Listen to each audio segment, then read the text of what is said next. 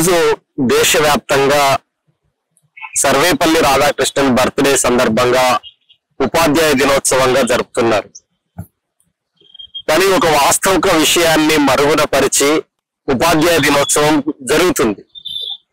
వాస్తవ విషయం ఏమిటంటే 1831 జనవరి 3వ తేదీన ఈ దేశానికి మొట్టమొదటి గురువుగా చదువుల తల్లిగా వెలసిల్లినటువంటి సావిత్రిబాయి పూలే ని మనం విస్మరిస్తూ ఈరోజు సెప్టెంబర్ 5 మాత్రమే ఇవాళ గురు ఉపాధ్యాయ దినోత్సవంగా తెలియజేస్తా ఉన్నారు.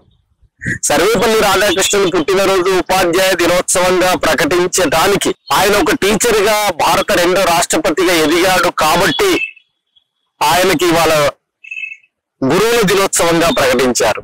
కానీ సావిత్రిబాయి పూలే ఈ దేశంలో నిచ్చెన మెట్ల కుల వ్యవస్థ కావచ్చు, చాతుర్వర్ణ మనుధర్మ శాస్త్రం కావచ్చు, వీటన్నిటి ఫలితంగా సావిత్రిబాయి పూలే శూద్ర వర్ణంలో పుట్టినటువంటి వ్యక్తిగా, మాలి కులంలో పుట్టినటువంటి వ్యక్తిగా ఈ దేశానికి చదువు నేర్పితే ఆమెను ఈరోజు మనం కీర్తించడానికి సమాజం వెనుకాడుతుంది. మెజారిటీ ప్రజలకు చదువు నిరాకరించినటువంటి సిద్ధాంతానికి ప్రతినిధిగా ఉన్నటువంటి సర్వేపల్లి రాధాకృష్ణన్ బర్త్డే సందర్భంగా టీచర్స్ డే జరుపుతున్నారు. కానీ జరపాల్సింది ఎక్కడా అని చెప్పేసి అని అనుకున్నప్పుడు మాత్రం ఒకటి క్లారిటీగా ఉండాల్సింది, జనవరి 3వ తేదీని కేంద్ర ప్రభుత్వం గాని రాష్ట్ర ప్రభుత్వం గాని టీచర్స్ డేగా ప్రకటించాల్సిన అవసరం ఉంది. సర్వేపల్లి రాధాకృష్ణన్ బర్త్డే అయితే చాలా మంది మహానుభావులు పుట్టారు, చనిపోయారు. ఆయన కూడా చిత్రపటానికి దండం వేయచ్చు, దండం పెట్టచ్చు, తప్పు కాదు. కానీ సమాజంలో ఎక్కువ మంది ప్రజలకి చదువుని అందించడానికి కృషి చేసినటువంటి సావిత్రిబాయి పూలే జీవితం గురించి మనం విస్మరిస్తున్నాం.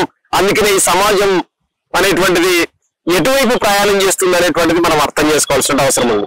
ఈరోజు సావిత్రిబాయి పూలే 1831లో పుట్టి 9వ ఏటనే పెళ్లి చేసుకున్న తర్వాత తన భర్త జ్యోతిబా పూలే మొట్టమొదటి గురువుగా, తన భార్యకు మొట్టమొదటి గురువుగా ఉండి ఆమెను ఈ దేశానికి ఒక పంతులమ్మను, బడి పంతులమ్మను అందించినటువంటి గొప్ప మహానుభావులు, ఒక సోషల్ రెవల్యూషనరీ వాళ్ళు, ఒక సామాజిక విప్లవకారులుగా ఈ సమాజాన్ని కాంట్రిబ్యూట్ చేసినటువంటి వాళ్ళు, అలాంటి వాళ్ళను విస్మరించేటువంటి ప్రయత్నం జరగొద్దు అనేటువంటిది నేను ఈ సందర్భంగా తెలియజేస్తున్నాను.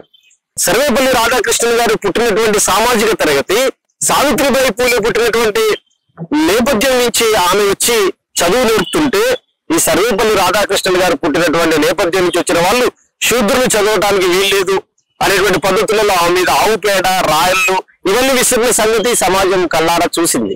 అలాంటప్పుడు మెజారిటీ ప్రజలకు చదువును నిరాకరించినటువంటి సామాజిక తరగతిలో పుట్టినటువంటి వ్యక్తిలో గురువుగా గౌరవించేటువంటి సంస్కృతి మనం అలవర్చుకొని, మెజారిటీ ప్రజలకు చదువు నేర్పినటువంటి చదువుల తల్లి యొక్క పుట్టినరోజును మాత్రం విస్మరించేటువంటి పరిస్థితి రావటం అనేటువంటిది చాలా దారుణమైనటువంటి విషయం.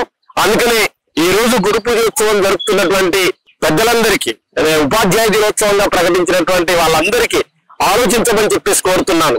సమాజంలో జరుగుతున్నటువంటి పరిణామాల్లో సావిత్రిబాయి పూలే యొక్క కాంట్రిబ్యూషన్ ఏమిటి అనేటువంటిది అందరినీ అధ్యయనం చేయమని చెప్పేసి కోరుతున్నాను. మెజారిటీ శూద్ర ప్రజలకి విద్య నేర్పినటువంటి గురువు ముమ్మాటికి సమాజానికి వెలుతురునిచ్చినటువంటి కాంతిరేఖ సావిత్రిబాయి పూలేగా ఉంటదని చెప్పేసి తెలియజేస్తున్నాను.